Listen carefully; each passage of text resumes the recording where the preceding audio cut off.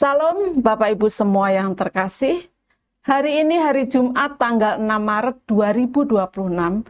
Kita masih dalam pembahasan seminggu bersama Ahazia, Raja Yehuda, hari yang ke-6 dengan judul renungan Menolak Didikan Menuai Kehancuran.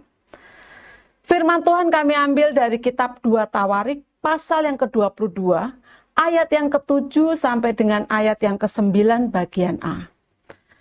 Telah ditentukan Allah bahwa Ahazia akan menemui ajalnya pada waktu ia mengunjungi Yoram.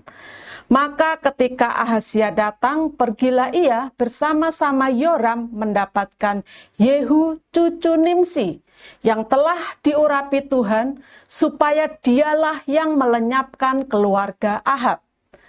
Sementara Yehu melakukan penghukuman atas keluarga Ahab, ia menjumpai pembesar-pembesar Yehuda dan anak-anak saudara-saudara Ahazia yang melayani Ahazia, juga mereka dibunuhnya. Lalu ia mencari Ahazia. Ahazia tertangkap ketika ia bersembunyi di Samaria. Amsal 3 ayat yang ke-11 berkata, "Hai anakku, janganlah engkau menolak didikan Tuhan, dan janganlah engkau bosan akan peringatannya." Kemudian di dalam Amsal 15 ayat yang ke-5 dikatakan, "Orang bodoh menolak didikan ayahnya, tetapi siapa mengindahkan teguran adalah bijak." Artinya, didikan adalah sesuatu yang baik serta berguna untuk kepentingan orang yang menerima didikan tersebut. Namun, Ahazia sebagai pemimpin bangsa justru menolak didikan. Dengan cara seperti apa Ahazia menunjukkan penolakannya terhadap didikan? Ahazia mengikuti cara hidup keluarga Ahab yang jahat dan menolak cara hidup dari Tuhan. Firman Tuhan berkata, ia melakukan apa yang jahat di mata Tuhan, sama seperti keluarga Ahab. Padahal berulang kali Tuhan sudah mengingatkan bangsa Israel untuk tidak meniru perbuatan jahat Ahab dan Isabel. Kalau Ahazia menerima didikan Tuhan, pastilah dia akan menjauh dari dosa Ahab dan Isabel. Namun dia malah menirunya. Ahazia lebih mendengarkan nasihat yang menyesatkan. Firman Tuhan berkata, ia pun hidup menurut kelakuan keluarga Ahab, karena ibunya menasehatinya untuk melakukan yang jahat.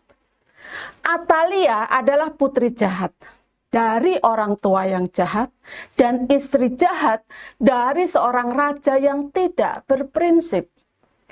Hidup dan penyembahannya terpusat kepada berhala. Itulah sebabnya apapun nasihat yang dia berikan adalah nasihat yang jahat di mata Tuhan dan menyesatkan. Namun Ahazia mengikuti begitu saja nasihat ibunya.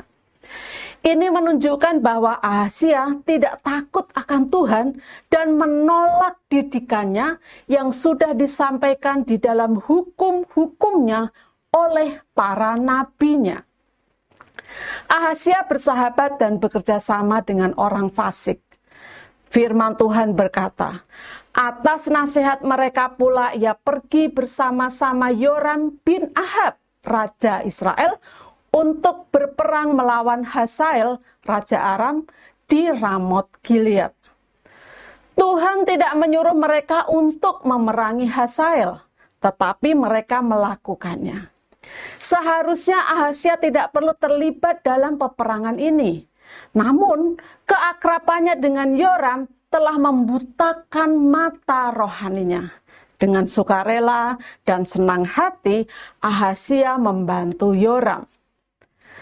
Akibat dari penolakannya terhadap didikan, Ahazia mengalami kehancuran. Vonis mati pun dijatuhkan Tuhan kepadanya.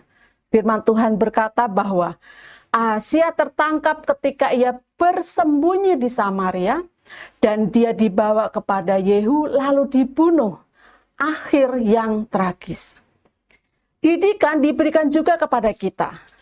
baik didikan dari orang tua dan dari guru maupun didikan dari Tuhan. Didikan dari orang tua dan guru biasanya diberikan secara langsung, sedangkan didikan dari Tuhan sudah tertulis di dalam Alkitab. Namun kadang juga melalui pengalaman rohani orang lain. Yang jelas bahwa jika kita tidak mau mengalami kehancuran, kita harus bersedia menerima didikan tersebut. Kata-kata bijak, menerima didikan mendatangkan kehidupan, menolak didikan mendatangkan kehancuran. Bapak Ibu, mari kita berdoa. Bapa, didikanmu membuatku hidup dan tidak tersesat. Kiranya rohmu menolongku untuk menerima didikanmu dan mewujudkannya dalam hidupku. Dalam nama Tuhan Yesus, aku berdoa dan bersyukur. Amin. Puji Tuhan, kiranya renungan hari ini menjadi berkat bagi Bapak Ibu semua. Tuhan Yesus memberkati. Amin.